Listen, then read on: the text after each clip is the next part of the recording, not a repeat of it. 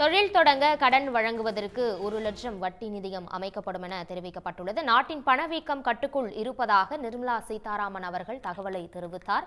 Corona பரவலுக்கு பின் உலக நாடுகளின் வரிசையில் மாற்றம் ஏற்பட்டுள்ளதாகவும் தெரிவித்துள்ளார். பணவீக்கம் கட்டுக்குள் இருப்பதாகவும் நாட்டின் பணவீக்கம் அதிகமாக இருந்தபோது G20 மாநாட்டை வெற்றிகரமாக நடத்தி முடித்ததாகவும் அடுத்த 5 ஆண்டுகள் என்பது வளர்ச்சிக்கான காலமாக இருக்கும் என நிர்மலா சீதாராமன் அவர்கள் தெரிவித்துள்ளார்.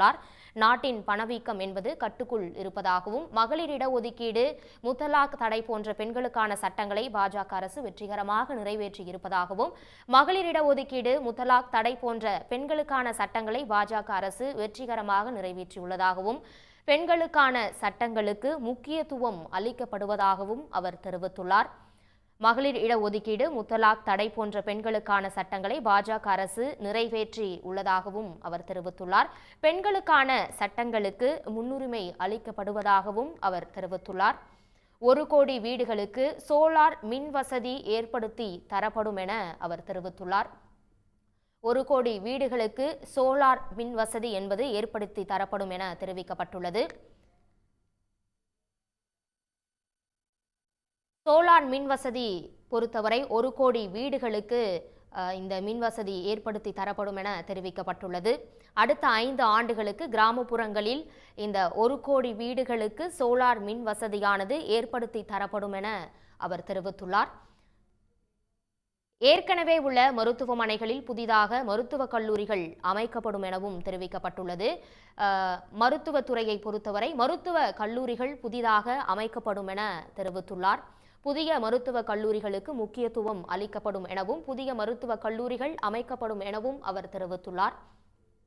9 முதல் 14 வயதுக்கு உட்பட்ட பெண் குழந்தைகளுக்கு கர்ப்பப்பை புற்றுநோயை தடுப்பதற்கான தடுப்பூசி போடப்படும் எனவும் தெரிவித்துள்ளார். ஏற்கனவே உள்ள மருத்துவமனைகளை தொடர்ந்து புதிதாக மருத்துவ கல்லூரிகள் அமைக்கப்படும் என தெரிவித்துள்ளார். ஆயுஷ்மான் பாரத் திட்டத்தில் அனைத்து அங்கன்வாடி ஊழியர்களுக்கும் சேர்க்கப்படுவார்கள் என்றும் தெரிவித்துள்ளார். மேலும் கூடுதல் தகவல்களை பொருளாதார நிபுணர் அவர்கள் நாகப்பன் வழங்க கேட்கலாம். சார், இது பத்தி உங்களுடைய கருத்து சார்.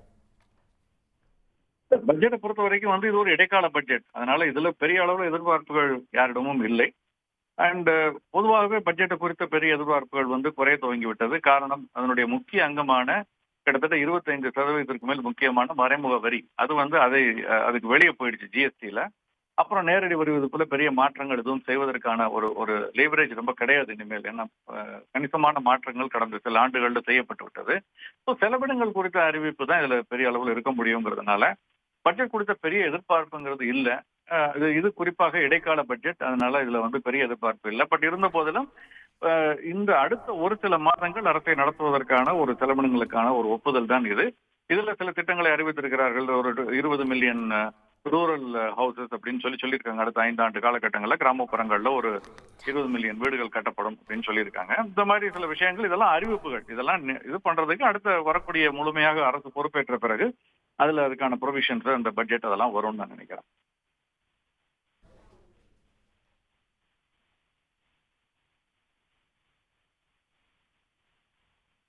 சார், இப்ப தேர்தல் நெருங்கக்கூடிய சூழ்நிலையில வருமான வரி பொறுத்த வரைக்கும் எந்த மாற்றமும் இல்லாத இருக்கும் இந்த சூழ்நிலையில இதை பத்தி நீங்க என்ன சார் நினைக்கிறீங்க?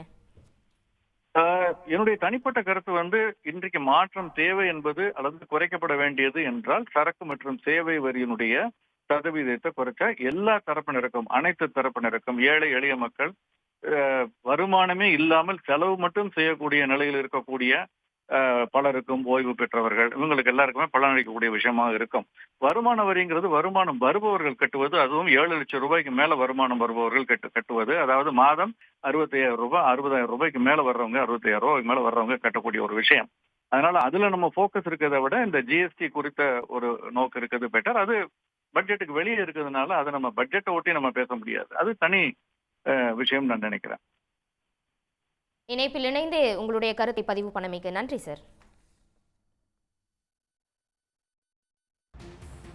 2024-25 ஆண்டிற்கான பட்ஜெட் தாக்கல் இன்று நடைபெற்றது. இதன் விவரங்களை நாம் பார்த்தோம். இது தொடர்பான கூடுதல் தகவல்களை ஓபிசி அசோசியேஷன் அவர்கள் தனசேகர் அவர்களிடம் கேட்டு பெறலாம். சார் வணக்கம் சார். 2024-25ற்கான பட்ஜெட் இப்போ தாக்கல் செஞ்சு நிறைவடைஞ்சிருக்கு. இதை பத்தி உங்களுடைய கருத்து என்னவா இருக்கும் சார்? வணக்கம் மேடம். இது வந்து இடைக்கால பட்ஜெட் தான். இதுல வந்து வருமான வரி தொடர்பா எந்த ஒரு உயர்வையோ அல்லது கூடுதல் சலுகை எதுவுமே அவங்க அறிவிக்கல.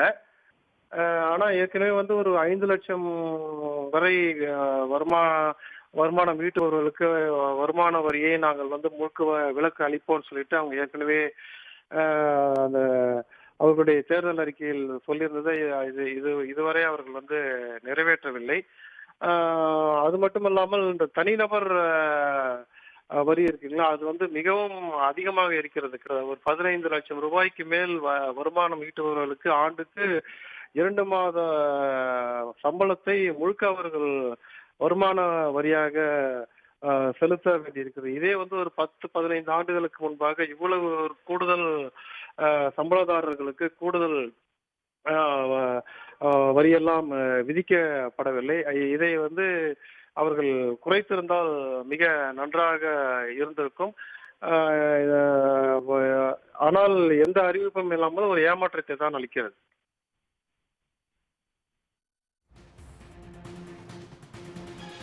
இணைப்பிலிருந்து கருத்தை பதிவு பண்ணமைக்கு நன்றி சார். உடனுக்குடன் செய்திகளை தெரிந்து கொள்ள சன் நியூஸ் பெல் ஐகானை கிளிக் பண்ணுங்க.